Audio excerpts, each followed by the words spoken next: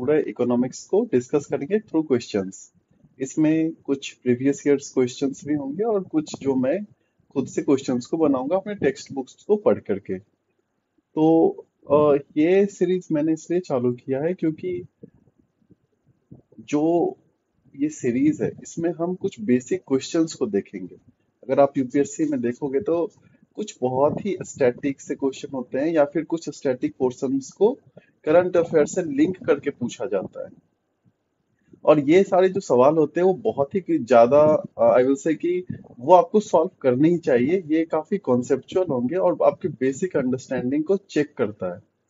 तो और ऐसे सवाल अगर आप सॉल्व कर पाते हैं तो आपके कट ऑफ क्लियर करने के चांसेस बहुत हाई हो जाते हैं। तो ये जो सीरीज है इसमें ये तीसरा लेक्चर है और अभी हम जो चैप्टर डिस्कस कर रहे हैं वो है मनी एंड बैंकिंग पार्ट 1। तो आज का सवाल है, तो क्वेश्चन नंबर 1 है, ये रिलेटेड है फॉरेन डायरेक्ट इन्वेस्टमेंट से। अब क्वेश्चन यहाँ पर ये है कि with reference to foreign direct investment which of the following is considered its major characteristics. अब ये देखोगे तो 2020 में पूछा गया है। अगर आप फॉरेन डायरेक्ट एफडीआई को देखते हैं तो इससे काफी इंपॉर्टेंट टॉपिक है ये। अगर आप स्टेट पीसीएस को भी ले लें या फिर कोई सा भी और भी एग्जाम अगर आप नबार्ड या आरबीआई देते हैं तो इसमें एफडीआई से क्वेश्चन आने के बहुत हाई प्रोबेबिलिटी होता ही होता है। क्वेश्चंस कुछ इस टाइप से पूछ सकते हैं कि किस कंट्री से सबसे ज्यादा एफडीआई आता है या फिर किस स्टेट में सबसे ज्यादा एफडीआई आया है या फिर किस सेक्टर में कितना लिमिटेशन है। जैसे इंश्योरेंस सेक्टर में एफडीआई पर कितना लिमिटेशन है या फिर कौन सा ऐसा सेक्टर है जैसे कि आईटी सेक्टर या मैन्युफैक्चरिंग सेक्टर, किस सेक्टर में सबसे ज्यादा एफडीआई आया है। तो फिर इस टाइप के क्वेश्चंस हमारे स्टेट पीसीएस या फिर जो भी नबार्ड है उसमें काफी फ्रिक्वेंटली पूछा जाता है। तो ये टॉपिक काफी इंपॉर्टेंट है। तो इसमें चार ऑप्शंस हैं। It is investment through capital instrument essentially in a listed company. B है it is a largely non debt creating capital flow. C है it is the investment which involves debt servicing। और चौथा statement है it is the investment made by foreign institutional investors in the government securities. अब ये बहुत ही easy सवाल है और ये सभी के सही होने चाहिए। अब इसे जैसे सॉल्व करते हैं तो स्टेटमेंट 1 है it is the investment through capital instruments essentially. अगर वो अगर आप देखोगे यूपीएससी में तो ऐसे जो एक्सट्रीम वर्ड्स होते हैं वो जनरली गलत होता है। अब यहाँ पर देखो ये क्या कह रहा है कि essentially in a listed company, यानी कि इसका मतलब है क्या कि अनलिस्टेड कंपनी में अगर कोई इन्वेस्टमेंट करता है तो क्या वो एफडीआई नहीं होगा? तो ये गलत है। अनलिस्टेड कंपनीज में भी जो एफडीआई है वो हो सकता है। तो ये स्टेटमेंट गलत है। सी स्टेटमेंट देखते हैं तो it is the investment which involves debt servicing. नहीं, इक्विटी भी हो सकता है। तो डेप्ट जरूरी नहीं है, इक्विटी भी हो सकता है। तो ये स्टेटमेंट खुद अधूरा है, तो ये गलत है। चौथा स्टेटमेंट है it is the investment made by foreign institutional investors in the government securities. अब जरूरी नहीं है कि वो गवर्नमेंट सिक्योरिटीज ही हो, वो प्राइवेट सेक्टर में भी इन्वेस्ट कर सकता है। तो ये स्टेटमेंट भी गलत है, तो आंसर इसका बी होगा। उसको पढ़ते हैं वो क्या है। It is a largely non debt creating capital flow. Largely non debt creating capital flow, ये स्टेटमेंट सही है क्योंकि ये लार्जली है। यहाँ पर अगर ये यहाँ पे स्टेटमेंट होता है एसेंशियली नॉन डेट क्रिएटिंग तो ये गलत हो जाता। सिंस ये लार्जली पूछा है तो सही है क्योंकि कुछ इन्वेस्टमेंट्स डेट क्रिएटिंग सेक्टर में भी जा सकता है। तो ये ऑप्शन बी सही होगा। अब ये जो क्वेश्चन नंबर 2 है ये बहुत ही सिंपल क्वेश्चन है, जो मॉनेटरी पॉलिसी इंस्ट्रूमेंट्स है उससे रिलेटेड क्वेश्चन है और बिल्कुल जो इंस्ट्रूमेंट्स होते हैं उसके बेसिक डेफिनेशंस को चेक कर रहा है। तो स्टेटमेंट 1 है commercial paper is a short term unsecured promissory note. और स्टेटमेंट 2 है COD is a long term instrument issued by RBI to a corporation. तीसरा स्टेटमेंट है call money is a short term finance used for inter bank transactions, और चौथा statement है zero coupon bonds are the interest bearing short term bonds issued by scheduled commercial banks to corporations, और accordingly statements दिए हुए हैं। इसे solve करने में काफी कम टाइम लगना चाहिए। अगर इसमें कॉन्सेप्चुअल क्लैरिटी नहीं है तो फिर ऐसे क्वेश्चंस को सॉल्व कर पाना बहुत ही टफ हो जाएगा। पर सिंस ये 2020 का पैटर्न है, तो हम यहाँ पर देख सकते हैं कि अगर चारों स्टेटमेंट का क्लियर मीनिंग नहीं है पता है तो भी आंसर्स लाया जा सकता था। अब जैसे कि अगर सपोज कि आप एक टर्म पता है जीरो कूपन बॉन्ड, अब ये क्या होता है जैसे कि हमारे ट्रेजरी बिल्स होते हैं। अब जीरो कूपन बॉन्ड क्या होता है कि उसपे कोई आपको इंटरेस्ट नहीं मिलता, वो डिस्काउंट पर बेचा जाता है। यानी कि अगर 1000 रुपए का बिल है तो उसको हम 950 रुपये में ही बेच देंगे। ये हो गया डिस्काउंट। तो इसमें स्टेटमेंट क्या है, इट इज इंटरेस्ट बियरिंग, यानी पर इसमें तो इंटरेस्ट नहीं मिलता है, तो ये स्टेटमेंट गलत हो गया। अब ऑप्शंस में से चेक कर लेते हैं कि चौथा ऑप्शन किस में नहीं है। अगर आप देखोगे तो चौथा स्टेटमेंट बी, ऑप्शन बी में है, तो ये गलत होगा। और यहाँ पर भी ये डी 4 है तो ये गलत, यानी कि आंसर ए या सी में हो सकता है। अब ए और सी में देखोगे तो ऑप्शन ये जो स्टेटमेंट 1 है वो तो कॉमन है, यानी कि अगर 2 और 3 को ही बस हमें जज करना है। अब ये क्या है, ऑप्शन 2 को देखते हैं, तो इसमें बोल रहा है कि certificate of deposit is a long term instrument issued by RBI. अब ये गलत है, बैंक्स भी हो सकता है। आरबीआई नेसेसरी नहीं है कि आरबीआई ही करे, तो ये स्टेटमेंट गलत है। तो आंसर इसका सी हो जाएगा, यानी कि अगर हमें स्टेटमेंट 1 और 3 क्लियरली नहीं भी पता था तो भी आंसर तक पहुंचा जा सकता था इस क्वेश्चन में। तो अब पूरे ऑप्शंस को देख लेते, सारे स्टेटमेंट्स को। तो स्टेटमेंट 1 क्या था, commercial paper is a short term unsecured promissory note, यानी ये सही है। ये क्या होता है कि अगर किसी कॉरपोरेशन को कुछ टेम्पोररी फंड की जरूरत होती है, कुछ बैलेंस शीट मिसमैचेस हो रहे होते हैं, तो वहां पे वो कमर्शियल पेपर्स को इशू करते हैं। और कॉल मनी क्या होता है कि ये जो होता है इंटर बैंक ट्रांजेक्शन्स के लिए ऑफन यूज किया जाता है। इसमें एक बैंक दूसरे बैंक से अगर उन्हें कुछ लिक्विडिटी की प्रॉब्लम हो रही है तो दूसरे बैंक से वो लोन ले लेते हैं। और कॉल मनी का फीचर ये होता है कि लेंडर जो है वो कभी भी आपसे पैसा मांग सकता है, कोई ऐसे पेमेंट का फिक्स्ड टाइम पीरियड नहीं होता। तो इसका ऑप्शन आंसर 1 और 3 हो जाएगा। लेकिन जैसे कि ये 2020 का ये क्वेश्चन था, तो उस ईयर में अगर आप पैटर्न देखते हैं, ये स्टेटमेंट्स गिवन बिलो, ये जो ऑप्शंस दिए हुए हैं 1 एंड 2 या फिर 4 ओनली, तो वहां पर आंसर पहुंचना आसान था। लेकिन अगर आप 2023 का पेपर देखते हैं तो वहां पर अगर ये क्वेश्चन आता तो उसका ऑप्शन कैसे सेट करता वो, ओनली वन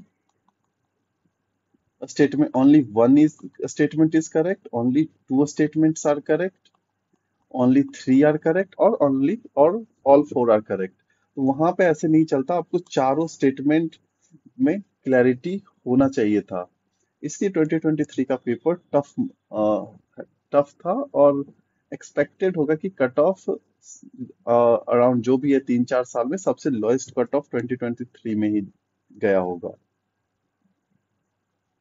अब ये क्वेश्चन नंबर 3 है, if you withdraw Rs 1 lakh in cash from your demand deposit at your bank, the immediate effect on aggregate money supply in the economy will be। Again आप देखो ये तो 2020 में ही पूछा गया, यानी कि एक ही चैप्टर से ये तीसरा सवाल है। इस क्वेश्चन को सॉल्व करने के लिए आपको M1, M2, M3, M4 इसका डेफिनेशन पता होना चाहिए। अब M3 क्या हो जाता है, M1 प्लस टाइम डिपॉजिट्स, और M1 में जो होता है वो डिमांड डिपॉजिट भी होता है।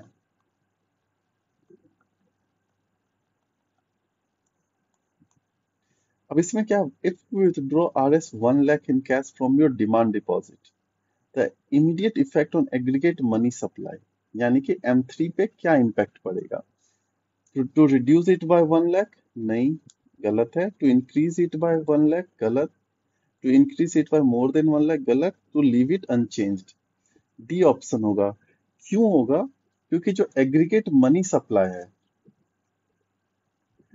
उसमें डिमांड डिपॉजिट इंक्लूडेड है। अब ये डिमांड डिपॉजिट सपोज जो 1 लाख था, एग्रीगेट मनी सप्लाई,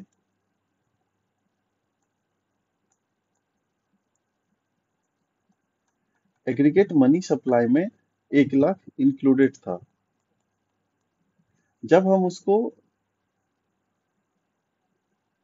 जब वो पैसा जो कस्टमर से बैंक के वो विथड्रॉ कर भी लेंगे तो वो करेंसी विथ पब्लिक हो जाएगा, और वो चीज भी जो है वो मनी सप्लाई में इंक्लूडेड ही होगा। तो इसका आंसर लीव इट अनचेंज हो जाएगा, उससे कोई फर्क नहीं पड़ेगा। चौथा स्टेटमेंट है, चौथा क्वेश्चन है, कन्वर्टिबिलिटी ऑफ रूपी implies being able to convert rupee notes into gold, allowing the value of rupee to be fixed by market forces, freely permitting conversion of rupee to other currencies, and developing an international market for currencies in India। अगर आप इस question को देखो तो again basic definition को check कर रहा है, बिल्कुल बेसिक अंडरस्टैंडिंग को। तो यहाँ पे गलत करने का कोई ऑप्शन नहीं, ये सवाल सही होना ही चाहिए। तो स्टेटमेंट वन क्या है? Being able to convert rupee notes into gold, rupee notes into gold गलत है। बी है allowing the value of rupee to be fixed by market forces, नहीं, ये एक्सचेंज हो सकता है, मार्केट बेस्ड एक्सचेंज हो जाएगा, लेकिन ये एक्सचेंज हो का डेफिनेशन होगा, ना कि convertibility. Freely permitting conversion of rupee to other currencies and vice versa, ये होगा, यानी कि एक नोट को हम रुपी को डॉलर में या डॉलर को रुपी में कितना इजीली कन्वर्ट कर पाते हैं। और ऑप्शन डी है, ये गलत ही होगा।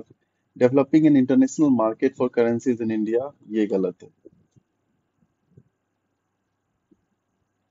क्वेश्चन नंबर 5 है, with reference to Indian economy consider the following. Statement one, bank rate. Two, open market operations. Three, public debt. Fourth, public finance. Which of the following is are components of monetary policy. Again ये 2015 का question है, और बहुत ही monetary policy के instruments जो होते हैं उसको बहुत बेसिक लेवल पर पूछा गया है। आप पीछे आप 2020 में भी देखोगे तो बहुत ही बेसिक लेवल पर ही क्वेश्चंस इससे पूछे गए हैं, और ये बहुत ही इजी क्वेश्चन है। अब मॉनेटरी पॉलिसी का इंस्ट्रूमेंट क्या क्या हो जाता है? बैंक रेट होगा, ओपन मार्केट ऑपरेशंस होगा, पब्लिक डेट नहीं होगा, पब्लिक रिवेन्यू नहीं होता है, क्योंकि ये सब मॉनेटरी पॉलिसी के अंदर नहीं आते हैं। इसे आंसर सी हो जाएगा। और भी बहुत सारे होते हैं, जैसे कि repos, reverse repo, marginal standing facility. तो ये सारे आपके मॉनेटरी पॉलिसी के इंस्ट्रूमेंट्स होंगे, ना कि पब्लिक डेट और पब्लिक रिवेन्यू। तो आंसर इसका सी होगा। अब क्वेश्चन नंबर 6 है, supply of money remaining the same, there is an increase in demand for money, there will be. अगर आप देखोगे तो ये बहुत ही बेसिक अंडरस्टैंडिंग का क्वेश्चन है, और ये इन्फ्लेशन से लिंक्ड क्वेश्चन है। अगर यहाँ पर आपको इन्फ्लेशन क्या जो बेसिक अंडरस्टैंडिंग है वो होना चाहिए। अब इसमें क्या बोल रहा है कि जो पैसा है रुपी वो कांस्टेंट है, और there is an increase in demand, और इसके लिए जो डिमांड है वो बढ़ गया। तो अब क्या होगा? अगर सपोज कि कोई चीज फिक्स्ड है, ये फिक्स्ड है, और ज्यादा लोग इस चीज को डिमांड करेंगे, तो रुपी का जो वैल्यू है वो बढ़ जाएगा, क्योंकि एक चीज कांस्टेंट है और डिमांड यहाँ से ज्यादा लोग करने लग गए, तो इसका वैल्यू बढ़ जाएगा। तो पहला है fall in level of prices, नहीं, क्योंकि ज्यादा लोग अगर डिमांड करेंगे तो प्राइस बढ़ेगा, तो ये गलत है। Again, N increase in level of income and employment, ये भी गलत है, क्योंकि ऐसा कुछ नहीं होगा कि इनकम बढ़ जाएगा, इनफैक्ट इन्फ्लेशन ही बढ़ेगा। ये है N increase in rate of interest. अब इसमें क्या होगा कि सपोज कि रुपये सेम है और ज्यादा लोग डिमांड कर रहे हैं, यानी कि जिसके पास रुपया होगा उसका बार्गेनिंग पावर बढ़ जाएगा। ठीक है, तो पहले अगर वो सपोज कि जो लोन दे रहा था वो 5% पर दे रहा था, लेकिन सिंस ज्यादा लोग, अब कस्टमर्स ज्यादा हैं लोन लेने के लिए, तो अब वो बोलेगा कि हम 10% पर देंगे, लोन 10% पर देंगे, क्योंकि कस्टमर ज्यादा है, तो यहाँ पे इसका जो बार्गेनिंग पावर है वो ज्यादा हो जाएगा। बार्गेनिंग पावर, बैंक सपोज कि बैंक है तो बैंक साइड का बार्गेनिंग पावर ज्यादा होगा कस्टमर से, इसलिए इंटरेस्ट रेट उस केस में बढ़ जाएगा, इसलिए आंसर बी होगा। अब चौथा, ये सातवां क्वेश्चन है 2013। अगेन आप देखोगे तो ये बिल्कुल इन्फ्लेशन से लिंक्ड क्वेश्चन है और बहुत ही कॉन्सेप्चुअल कह सकते हैं इस क्वेश्चन को, और बिल्कुल बेसिक अंडरस्टैंडिंग चेक कर रहा है। और अगर आप क्वेश्चन का पैटर्न देखें तो ज्यादा डेप्थ में सवाल नहीं आ रहा, लेकिन जो जो भी क्वेश्चन है, जो भी स्टेटमेंट्स हैं या फिर कोई कॉन्सेप्ट्स है, तो उसका बेसिक क्लैरिटी बहुत जरूरी है। अब इसमें क्या है कि inflation benefits the debtors, inflation benefits the bond holders, which of the following statements are correct. तो यहाँ पर भी आपको बहुत ही बेसिक से सोचना है। जैसे कि अब स्टार्ट करते हैं। Inflation benefits debtors. सपोज कि एक पर्सन ए है, वो मार्केट से 100 रुपया का उधार लिया। ठीक है, अब क्या हुआ कि अब सपोज कि यहाँ पर 10% का इन्फ्लेशन आ गया, तो इसका क्या होगा कि जो रियल टर्म्स में ये डेट था, ये 1 साल के बाद ये सिर्फ 90 रुपया रह जाएगा रियल वैल्यू, यानी कि इसको 1 साल के बाद सिर्फ 90 रुपया ही रिटर्न करना है, ना कि 100 रुपया। तो ए के लिए जो डेप्टर था बेनिफिट ला रहा है, क्योंकि अब उसको रियल वैल्यू कम ही देना है, तो ऑप्शन ए सही है। लेकिन सपोज करो कि बॉन्ड होल्डर है, जो कि 1000 रुपए का जाकर के एक बॉन्ड खरीद लिया। अब इन्फ्लेशन आ गया, तो क्या हो गया कि सपोज कि 10% का इन्फ्लेशन आ गया, तो 1 साल के बाद जो इसका 1000 रुपए का बॉन्ड था उसका रियल वैल्यू 900 रुपया ही रह जाएगा, यानी कि इसके लिए तो ये लॉस हो गया, तो ये बेनिफिट नहीं करेगा बॉन्ड होल्डर को, उसको नुकसान पहुंचा देगा, तो ये स्टेटमेंट गलत है। तो इसका आंसर ए ओनली हो जाएगा। अब चौथा, आठवां क्वेश्चन है, a rise in general level of prices may be caused by. Again आप देखो तो ये इन्फ्लेशन का बेसिक अंडरस्टैंडिंग को चेक करने के लिए क्वेश्चन है। A rise in general level of prices may be caused by increase in money supply, decrease in aggregate level of output, and increase in effective demand. अब क्या हो रहा है कि सपोज कि एक सामान, कुछ ऐसे है ना, सामान है, अगर पैसा इकोनॉमी में ज्यादा आ जाएगा, ज्यादा मनी चेस करेगा यहाँ पे, तो क्या होगा कि वहां पे प्राइस जो है बढ़ जाता है। Decrease in aggregate level of output, अगर आउटपुट बढ़ गया, घट गया, अगर सपोज कि यहाँ पे ये सामान था, आउटपुट घट गया, यानी कि अब इतने ही सामान है, 4 ही सामान है, तो इस केस में भी क्या होगा कि जो प्राइस है, आउटपुट जैसे ही घटेगा तो प्राइस जो है बढ़ जाएगा, क्योंकि यहाँ पर सप्लाई साइड से कॉन्स्ट्रेंट है। तो इसका टू भी सही है। इंक्रीज इन इफेक्टिव डिमांड, यानी कि more people chasing lesser good, तो ये ऑप्शन भी सही है, तो इसका आंसर डी होगा। क्वेश्चन 9 है, in the context of Indian economy which of the following is are the purposes of statutory reserve requirements. अभी रिजर्व रिक्वायरमेंट्स क्या कौन करता है, ये आरबीआई करता है। और कौन से हो जाते हैं, जैसे कि cash reserve ratio, statutory liquidity ratio, CRR, SLR. अब इसमें क्या है statement, to enable central bank to control the amount of advances the bank can create, to make people's deposit with banks safe and liquid, to prevent commercial banks from making excessive profits। और चौथा statement है, to force the banks to have sufficient vault cash to meet their day to day requirements and select the correct answer. अब अगर इस question को हम देखते हैं, तो पहला स्टेटमेंट है, to enable the central bank to control the amount of advances the bank can create। ये आंसर सही है स्टेटमेंट।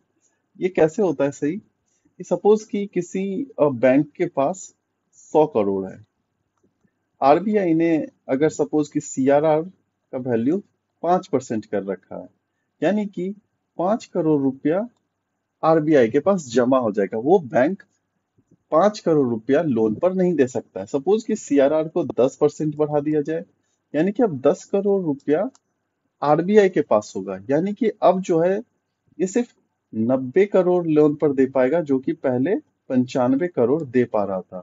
तो उस हिसाब से देखेंगे तो अ, जो बैंक का कैपेसिटी था लोन देने का, वो इम्पैक्ट होता है। तो स्टेटमेंट 1 सही है। यहाँ पर अगर ऐसे देखोगे तो एसएलआर भी होगा, और वो भी जो होता है बैंक्स लोन देने के लिए यूज नहीं कर सकता, बट समझाने के लिए मैंने सिर्फ सीआरआर का यूज करा है। स्टेटमेंट 2 है, to make the people's deposits with bank safe and liquid. हाँ, ये भी हो सकता है, ये भी होगा, क्योंकि अगर हम ऐसा नहीं करते तो बैंक्स तो चाहेगी कि पूरा का पूरा जितना भी उसके पास डिपॉजिट है, वो पूरा का पूरा वो लोन दे दे।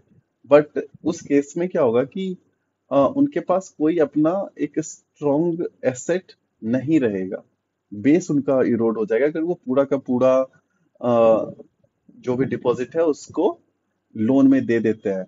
और उस केस में क्या होगा कि अगर कोई भी लिक्विडिटी क्राइसिस आता है, तो वो जो कस्टमर्स डिमांड करेंगे अपने डिपॉजिट्स को, वो फुलफिल नहीं कर पाएंगे और एक बैंक रन सिचुएशन आ सकता है। तो उसको अवॉइड करने के लिए भी स्टैट्यूटरी रिजर्व रिक्वायरमेंट्स एसेंशियल होगा। तीसरा स्टेटमेंट है, prevent them from making excessive profits. नहीं, ऐसा कोई मोटिव नहीं है। गवर्नमेंट क्यों चाहेगी कि वो कम प्रॉफिट कमाए, जितना ज्यादा प्रॉफिट कमाएंगे उतना ज्यादा टैक्स भी तो बढ़ेंगे। To force banks to have sufficient vault cash to meet their day to day requirements. नहीं, ये जो है होता है सीआरआर और एसएलआर, इसको जो बैंक्स होते हैं वो यूज नहीं कर सकते अपने डे टू डे रिक्वायरमेंट्स के लिए, तो ये ऑप्शन भी गलत है। तो स्टेटमेंट जो है उसका आंसर 1 और 2 बी हो जाएगा इसका आंसर।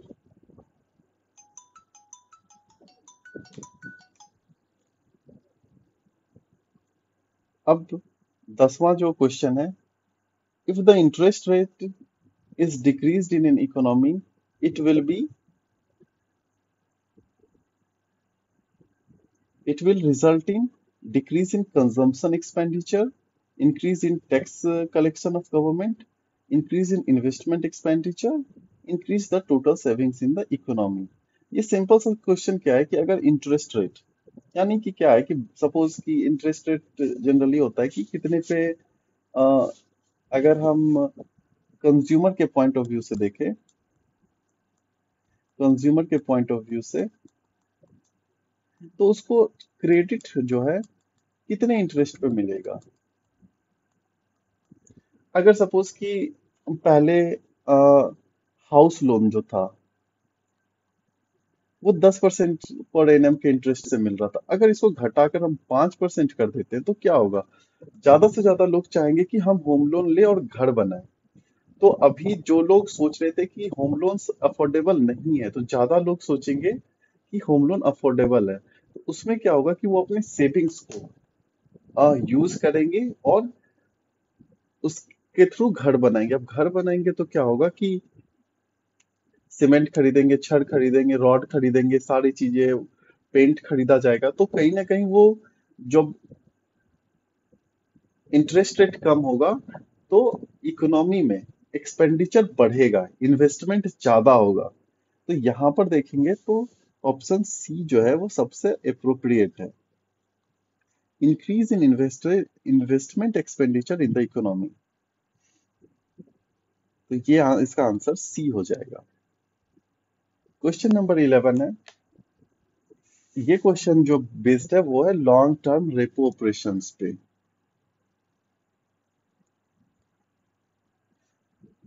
अब लॉन्ग टर्म रेपो ऑपरेशन है वो आरबीआई का काइंड ऑफ रिसेंट सा इंस्ट्रूमेंट है, और 3-4 साल पहले ही शायद से इसको यूज करना स्टार्ट करा है। अब इसमें 5 स्टेटमेंट है। पहला स्टेटमेंट है, under this RBI can land up to 0.25% of net demand and time liabilities. Statement 2 है, the interest rate is decided by RBI. Third statement है, interest rate is decided by auction. चौथा statement है, it is collateral free instrument. और पांचवा है, RBI frequently uses this instrument like repurchase agreements. अब इसको solve करते हैं। अब जैसे कि पहले का आप देखोगे ऑप्शंस, 2020 2021 का अगर ऑप्शंस देखोगे तो बिल्कुल अलग सा ऑप्शन है। और अभी देखो 2023 का तो only one, only two, only three, यानी कि आपको पांचों के पांचों स्टेटमेंट की क्लियरिटी होनी चाहिए, तभी आप आंसर कर पाओगे। तो जो प्रीलिम्स का पेपर है 2024 का, अगर वो 2023 के पैटर्न पे होगा तो आप मानकर चलो कि कट ऑफ कम जाएगी और टफ होगा पेपर। वहां पे तुक्केबाजी का कोई सा भी स्कोप नहीं रहेगा। तो उस हिसाब से आपको बहुत ही अच्छे से तैयारी करनी पड़ेगी। अब पहला है, under this RBI can lend a bank up to 0.25% of net demand and time liabilities. ये गलत है, क्योंकि ये जो होता है ये तो रेपो के लिए होता है। एलटीआरओ के लिए जो ये लिमिट है 0.25 से ज्यादा होता है, वो 0.75 तक हो सकता है। इंटरेस्ट रेट जो होता है इसका वो ऑक्शन के थ्रू डिसाइड होता है, ना कि आरबीआई से।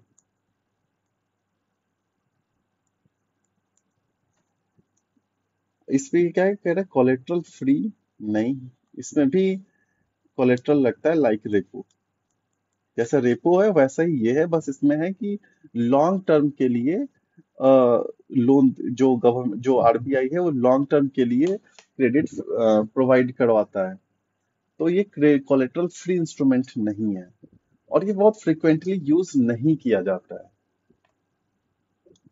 जो रेपो है वो फ्रिक्वेंटली यूज होता है, ना कि लॉन्ग टर्म रेपो ऑप्शन एलटीआरओ को फ्रिक्वेंटली यूज नहीं किया जाता। तो यहाँ पर सिर्फ एक स्टेटमेंट सही है, जिसका आंसर ए हो जाएगा। अब 12वां क्वेश्चन है। ये भी बिल्कुल बेसिक अंडरस्टैंडिंग है उस पर बेस्ड है। Marginal standing facility. अब इसमें क्या है कि only scheduled commercial banks can utilise this instrument. Banks can use statutory liquidity ratio securities to avail this loan facility।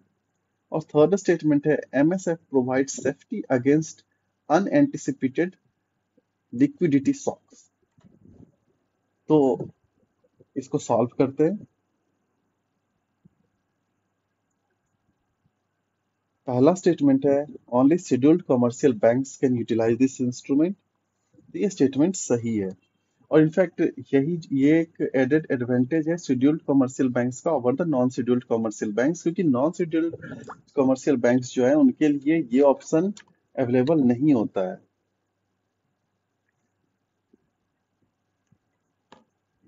दूसरा स्टेटमेंट है, banks can use SLR securities to avail this loan facility. ये statement सही है। इसमें क्या होता है कि सपोज कि एसएलआर जो है, स्टेट्यूटरी लिक्विडिटी रेशियो 18% है, तो इस रेशियो को 3% तक रिड्यूस किया जा सकता है इस केस में। तो सपोज कि उसे 15% रह जाएगा, और 3% से हम ये से हम क्रेडिट उठा सकते हैं अंडर मार्जिनल स्टैंडिंग फैसिलिटी। और ये जो है सेफ्टी देता है अगेंस्ट अनएंटिसिपेटेड लिक्विडिटी शॉक्स। ये ऐसे ही इमरजेंसी सिचुएशंस के लिए होता है। तो इसका आंसर जो है वो ऑल थ्री होगा। 13वां क्वेश्चन है with respect to market stabilisation scheme. पहला है it is an instrument to enforce stabilisation of the economy. दूसरा स्टेटमेंट है it was introduced because of constraints in using reverse repo and open market operations. तीसरा है it empowers RBI to issue government securities as in reverse repos। और चौथा है it is mainly used to absorb surplus liquidity of a more enduring nature। तो इसको solve करते हैं। आप वीडियो को पॉज करें, इसको सॉल्व करें, क्योंकि ये बहुत ही जैसे कि इसके बेसिक कॉन्सेप्ट्स को चेक कर रहा है। आप इसको सॉल्व करें। पहला स्टेटमेंट है it is an instrument to enforce stabilisation of economy. अब स्टेबलाइजेशन ऑफ इकोनॉमी क्या होता है? सपोज कि एक कंपनी है, ए है, वो यूएस बेस्ड है। वो क्या करता है कि इंडिया आता है अपने साथ $1 मिलियन लेकर। कहता है कि मुझे $1 मिलियन इंडिया में इन्वेस्ट करना है। लेकिन अब आपको पता है कि डॉलर इंडिया में तो चलता नहीं है, इंडिया में रुपी चलेगा। तो अब क्या होगा कि ये जाएगा आरबीआई के पास, बोलेगा कि भाई मेरे पास $1 मिलियन है, मुझे चाहिए रुपी चाहिए, इसको आप कन्वर्ट करके दे दो। अब क्या हुआ कि वो जाकर के कन्वर्ट कर लिया। अब क्या हो गया कि अब उस कंपनी के पास 80 मिलियन रुपीज है। वो 80 मिलियन को क्या करेगा, इंडियन इकोनॉमी में इन्वेस्ट कर दिया। तो अब क्या होगा कि अचानक से इंडियन इकोनॉमी में 80 मिलियन रुपीज बढ़ गया। तो इससे क्या होगा कि अब अचानक से जब बहुत रुपी बढ़ जाएगा तो इन्फ्लेशन के भी बढ़ने के चांसेस हाई होंगे। तो ऐसे सिचुएशन में आरबीआई क्या करता है, वो चाहता है कि हम जो एडेड मनी हुआ है, जो मनी ऐड हुआ है, उसको हम बाहर निकाल लें। तो उसी को जो प्रोसेस है ना, जो ये स्ट्रेटजी है कि जो मनी को हम बाहर निकाल लें, उसको हम स्टेबलाइजेशन ऑफ इकोनॉमी कहते हैं। It was introduced because of constraints using reverse repos and open market operations। ये स्टेटमेंट सही है। ये क्यों सही है? ये अब होता क्या है कि जो रिवर्स रेपोज होते हैं या ओपन मार्केट ऑपरेशंस होते हैं, ये आरबीआई कंडक्ट करेगा। अब यहाँ पे एक लिमिटेशन क्या है कि आरबीआई सिर्फ जो गवर्नमेंट सिक्योरिटीज है, सिर्फ उसी को ट्रेड कर सकता है। तो यहाँ पे इसके पास जितने गवर्नमेंट सिक्योरिटीज होंगे, सिर्फ उतने पे ही ये यूज कर सकता है और इकोनॉमी को स्टेबलाइज कर सकता है। तो ये एक लिमिटेशन है कि अगर सपोज कि उसके पास 100 गवर्नमेंट सिक्योरिटीज है, 100 करोड़ के, तो ये सिर्फ 100 करोड़ तक ही स्टेबलाइज कर सकता है। सपोज कि इसको चाहिए कि हमें जो 50 करोड़ रुपया और निकालना है इकोनॉमी से, तो अब इसके पास कोई इंस्ट्रूमेंट है ही नहीं, कोई गवर्नमेंट सिक्योरिटीज बचा ही नहीं है। तो वो जो स्टेबलाइजेशन मैकेनिज्म है वो इफेक्टिव 100% नहीं रहेगा। तो उसके लिए क्या करते हैं कि आरबीआई और जो गवर्नमेंट है वो अपने बेसिक अंडरस्टैंडिंग म्यूचुअल कॉपरेशन के थ्रू डील कर लेते हैं कि आरबीआई कितना गवर्नमेंट सिक्योरिटी इशू कर सकता है। तो मार्केट स्टेबलाइजेशन स्कीम में क्या होता है कि आरबीआई को पावर होता है कि वो गवर्नमेंट सिक्योरिटीज को इशू कर दे। यानी कि अब जो लिमिटेशन था कि जितना गवर्नमेंट सिक्योरिटीज आरबीआई के पास है सिर्फ वो ही ट्रेड कर सकता है, अब आरबीआई खुद से गवर्नमेंट सिक्योरिटी को इशू कर सकता है और उसके थ्रू इकोनॉमी को स्टेबलाइज कर सकता है। तो ये ऑप्शन जो है सही है। It is mainly use to absorb surplus liquidity of a more enduring nature. हाँ, ये भी सही है, क्योंकि जनरली ये यूज किया जाता है जैसे जब कोई बाहर से आकर के इकोनॉमी में पैसा को इन्वेस्ट कर रहा है, तो वैसे में जो मनी क्रिएट होता है वो ज्यादा इंड्योरिंग नेचर का होगा। तो यहाँ पे चारों ऑप्शन सही है, तो इसका आंसर जो है वो डी होगा और 4 स्टेटमेंट्स आर करेक्ट। 14वां स्टेटमेंट है, क्वेश्चन है Some statements have been given with respect to ways and means advances, WMA. It is a temporary loan facility by RBI to central and the state government. The tenure is of 90 days. It can be used to fund fiscal deficit. It is tradable. ये again ये सिर्फ basic concepts को check कर रहा है। इसको आप video को पॉज करें और सॉल्व करने का ट्राई करें। अब इसको सॉल्व करते हैं हम। It is a temporary loan facility by RBI to central and state government. ये सही है। अब कभी कभार हो सकता है कि गवर्नमेंट को कुछ पैसे की जरूरत पड़ जाए और अर्जेंटली नीड हो, तो उस टाइम पे ये आरबीआई के पास जाते हैं और इस मैकेनिज्म के थ्रू वहां से लोन उठाते हैं। और ये शॉर्ट ड्यूरेशन लोन होता है, 90 डेज के बाद गवर्नमेंट को फिर से ये चीज जो लोन लिया है उसको रिपे करना पड़ेगा। It can be use to fund fiscal deficit, नहीं, ये फिजिकल डेफिसिट को पे करने के लिए नहीं होता, ये कुछ स्पेशल सर्कमस्टांसेस के लिए होता है। इट इज ट्रेडेबल, यानी कि क्या गवर्नमेंट किसी और को जो भी इसके अंदर लोन्स है सिक्योरिटी से बेच सकता है, तो ये नहीं है, इट इज नॉन ट्रेडेबल। ये सिंपल आरबीआई और गवर्नमेंट के बीच का ट्रांजैक्शन है, ये तीसरा पार्टी इसमें इन्वॉल्व नहीं हो सकता। इसका आंसर ओनली 2 हो जाएगा। प्रायोरिटी सेक्टर लैंडिंग पे क्वेश्चन है। Consider the following statement with respect to priority sector lending. पहला स्टेटमेंट है RBI issues interest rate for priority sector loans. Priority sector lending minimum criteria is 40% of all loans for scheduled commercial banks and 75% for small finance banks and regional rural banks. Any shortfall in PSL by CBs goes to RIDF. If a scheduled commercial bank gives only 32% of all loans to PSL but in high priority area, even then it can be considered equivalent to 40%. Or export, startups, renewable energy constitute priority sectors. How many of the above statements are correct? अब इस question में मैंने try किया है कि priority sector landing से जो भी मैक्सिमम पॉसिबल इसके डायमेंशन से वो सबके सब कवर कर ले, इसलिए स्टेटमेंट्स थोड़े बड़े और ज्यादा हो गए। बट अब इसे सॉल्व करने का ट्राई करें, क्योंकि इसको सॉल्व करने के बाद आपको प्रायोरिटी सेक्टर लैंडिंग में कुछ टफ सवाल बचेगा नहीं, इसको आप इजिली सॉल्व कर पाओगे। अब पहला जो स्टेटमेंट है, RBI issues interest rate for priority sector loans. RBI never issues interest rate. वो सिर्फ एक लिमिट बताता है कि आपको 40% 50% प्रायोरिटी सेक्टर को लैंड करना है, लेकिन इंटरेस्ट रेट वो डिटरमाइन नहीं करता है। दूसरा स्टेटमेंट है priority sector lending minimum criteria is 40% for SCBs and 75%. ये काफी फैक्चुअल सा इंफॉर्मेशन है और ये भी सही है। और अगर कुछ नहीं होता है, अगर शॉर्टफॉल रह जाता है, अगर वो 32% ही कर पाते हैं, तो बाकी का जो 8% होता है वो RIDF में चला जाता है।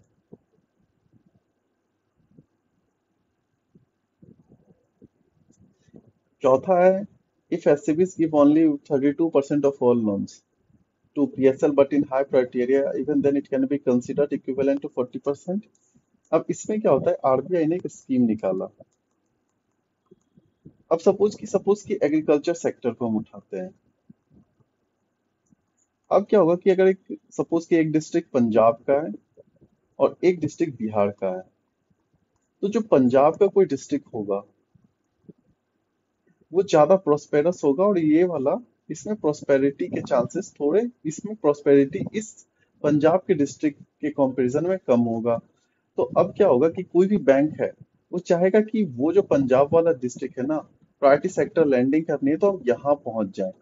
बिहार वाले डिस्ट्रिक्ट में ये नहीं जाना चाहेंगे बैंक्स। तो आरबीआई क्या करता है कि कुछ वेट्स देता है, जैसे कि एक प्रोस्पेरस डिस्ट्रिक्ट है तो यहाँ पर अगर आप 100 रुपया लोन में लगाते हो तो उसको सिर्फ 90% ही वेट दिया जाएगा, तो वो ओवरऑल ये सिर्फ 90 रुपया ही माना जाएगा, चाहे आप 100 रुपये का भी लोन दे रहे हो प्रायोरिटी सेक्टर लेंडिंग में।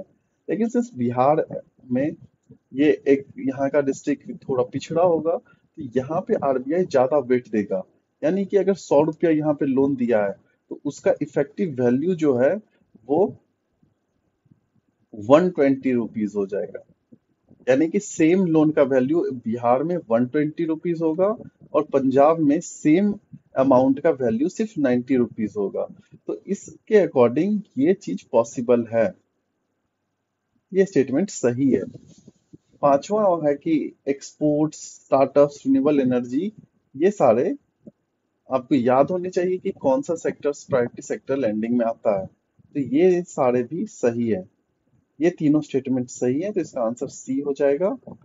सिर्फ तीन स्टेटमेंट सही है। 16वां क्वेश्चन है, the basic aim of lead bank scheme is that banks should try to open offices in each district.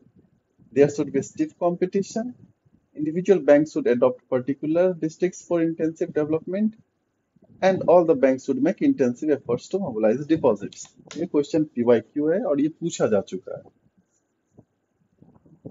Lead bank scheme जो है वो 1969 में स्टार्ट हुआ था और ये माना गया कि जो बैंक्स जो हैं वो इंक्लूसिव डेवलपमेंट में एक बहुत ही इंपॉर्टेंट रोल प्ले कर सकते हैं। इस स्कीम में क्या किया गया था कि बैंक्स जो हैं, किसी भी एक बैंक जो है एक एरिया में, एक बैंक एक लीड रोल लेगा और वो बाकी बैंक्स को भी गाइड करेगा, और वो जो बैंक है उस एरिया के जो पोटेंशियल्स हैं, रिसोर्सेस हैं, उसको ध्यान में रखते हुए डेवलपमेंट के प्लान से वो बनाएगा। तो यहाँ पर अगर हम सारे ऑप्शंस देखते हैं तो यहाँ पर जो सी ऑप्शन है वो सबसे अप्रोप्रिएट है, क्योंकि ये इंटेंसिव डेवलपमेंट की बात कर रहा है। Should adopt a particular district, तो ये आंसर सी होगा। और 17वां है Kisan credit card scheme. Kisan credit card scheme short term credit support is given to farmers for which of the short term credit support, ये चीज भी आप ध्यान में रखें। Short term working capital for maintenance of farm assets, purchase of combine harvesters, consumption requirements, post-harvest expenses and construction of family house। अब यहाँ पर देखो एक टर्म है शॉर्ट टर्म क्रेडिट सपोर्ट। अगर किसान क्रेडिट कार्ड स्कीम का सपोज कि आपको सारे प्रोविजंस याद नहीं है, तो भी आप यहाँ से हिंट ले सकते हैं कि ये बोल रहा है कि शॉर्ट टर्म क्रेडिट सपोर्ट। अगर हम पांचवा स्टेटमेंट देखते हैं तो कंस्ट्रक्शन ऑफ फैमिली होम। अब जो होम होता है, फैमिली हाउस जो है, ये शॉर्ट टर्म नहीं हो सकता कि घर का लोन कोई कुछ महीनों में नहीं चुका सकता या एक दो साल में, इसके लिए तो टाइम लगेगा, 8 साल 10 साल। ये तो, या फिर कोल्ड स्टोरेज, ये भी शॉर्ट टर्म क्रेडिट तो नहीं हो सकता। तो पांचवा स्टेटमेंट तो सीधे गलत है, यानी कि ऑप्शन ए नहीं हो सकता क्योंकि इसमें 5 है, सी नहीं हो सकता क्योंकि इसमें 5 है, डी नहीं हो सकता क्योंकि इसमें ऑप्शन 5 है। तो इसका आंसर बी हो जाएगा, 1 3 एंड 1 3 4। क्या क्या आप यहाँ पे भी देख सकते हो कि हार्वेस्टर, ट्रैक्टर्स, ये सारे कैपिटल है और ये महंगे सामान होंगे, ये 10 लाख 20 लाख का होगा। अब कोई भी फार्मर आप कॉमन सेंसिकली देखो तो वो 10 लाख या 20 लाख रुपया एक आध साल में नहीं रिटर्न कर सकता, उसको ज्यादा टाइम लगेगा, वो 5 साल 10 साल लेगा। अगर वो ट्रैक्टर लोन पर खरीदता है तो वो ऐसा नहीं कर सकता कि एक साल में वो रिटर्न कर दे। यहाँ पर ऑप्शन में देख सकते हो कि लिखा हुआ है शॉर्ट टर्म क्रेडिट सपोर्ट, ये तो बिल्कुल भी शॉर्ट टर्म नहीं है। तो 2 और 5 को आप ऐसे ही काट करके आंसर तक पहुंच सकते थे। क्वेश्चन 18 है, ये बहुत ही बेसिक पे खेला गया है, शेड्यूल्ड और नॉन शेड्यूल्ड कमर्शियल बैंक्स के डिफरेंस पे। अब पहला स्टेटमेंट है, a non-scheduled bank cannot deal in foreign exchange, non-scheduled banks are not needed to maintain reserves, non-scheduled banks like scheduled banks maintain reserves with RBI, non-scheduled banks not necessarily have to maintain reserve with RBI। अब इसको solve करते हैं। अब पहला statement है कि non scheduled commercial bank can not deal in foreign exchange. तो ये स्टेटमेंट सही है क्योंकि कुछ लिमिटेशंस होते हैं शेड्यूल्ड और नॉन शेड्यूल्ड बैंक्स पर, उसमें एक ये बड़ा लिमिटेशन होता है। दूसरा है non scheduled banks are not needed to maintain reserves, नहीं, they are needed. but not necessarily with RBI। ये ऑप्शन सही होगा। ये गलत है, क्योंकि जरूरी नहीं कि वो आरबीआई के साथ ही करे, वो किसी और के साथ भी उसको मैंडेट किया जा सकता है रिजर्व मेंटेन करने के लिए, तो इसमें ओनली टू सही है। अब 19वां क्वेश्चन है, state cooperative banks and district cooperative banks. ये कोऑपरेटिव बैंक्स पे क्वेश्चन है, और ये कोऑपरेटिव बैंक पे क्वेश्चन आ भी चुका है। ये बस कोऑपरेटिव बैंक्स पे अराउंड 2020 में क्वेश्चन आया है, बस उसको थोड़ा सा चेंज करके इम्प्रोवाइज किया गया है। अब पहला स्टेटमेंट है, state cooperative banks and district central cooperative banks are under dual regulation of RBI and state governments. अब ये ऑप्शन जो है वो सही है। दूसरा है, PACS are not regulated by RBI and outside the purview of banking regulation act. ये भी सही है। Cooperative banks with prior approval of RBI can share issue shares equity and bonds. ये सही है, क्योंकि ये 2020 में ही इस चीज को लाया गया था। RBI can supersede the board of urban cooperative banks. ये सही है। हाल में देखा होगा कि Punjab and Maharashtra bank fail हुआ था, उस पे एक्शंस लिए गए थे, तो ये सारे चेंजेस ला करके आरबीआई का जो सुपरविजन है कोऑपरेटिव बैंक्स पे वो बढ़ाया गया है। तो इसका आंसर ऑल पूरा करेक्ट हो जाएगा। और आज का लास्ट क्वेश्चन है, credit information companies are regulated by SEBI, RBI, ministry of corporate affairs and competition commission of India. ये क्वेश्चन है, ये बहुत ही बेसिक सा क्वेश्चन है अपॉन की फंक्शंस ऑफ आरबीआई। ये जो टॉपिक है आरबीआई का उस पर बेस्ड है, इसका आंसर आरबीआई हो जाएगा, क्योंकि आरबीआई ही उसको रेगुलेट करते हैं। और ये क्रेडिट इंफॉर्मेशन कंपनीज क्या करते हैं कि सारे जो आपके बैंक्स हैं या फिर एनबीएफसी से जो क्रेडिट प्रोवाइड करते हैं, उनसे इनका पार्टनरशिप होता है। वो हर जगह से इंफॉर्मेशन को एक्यूमुलेट करते हैं, और किसी भी जो आपका एक डेप्टर है उसके बारे में इंफॉर्मेशन ये बताते हैं, क्रेडिट स्कोर्स देते हैं। तो बस इतना ही है। नेक्स्ट लेक्चर में हम और भी जो रिमेनिंग टॉपिक्स है मनी एंड बैंकिंग पार्ट 1 का, उसको हम सॉल्व करेंगे। और आप उसे रिवाइज कर ले ताकि सॉल्व करने में आपको मजा आएगा। और इंश्योर करें कि जो भी सवाल यहाँ पर डाले जा रहे हैं, आप मैक्सिमम सवालों को बिना सॉल्यूशन देखे सॉल्व कर पाए। अगर इन सारे सवालों को अगर आप सॉल्व कर पाते हैं, तो आप ये मानकर चले कि आपका प्रिपरेशन का लेवल काफी अच्छा है। और इन सारे चैप्टर्स से आप निश्चिंत रहें, क्योंकि अगर सॉल्व कर पा रहे हैं तो अगर इन चैप्टर से कोई सवाल आता है तो आप इजीली उसको लगा पाओगे।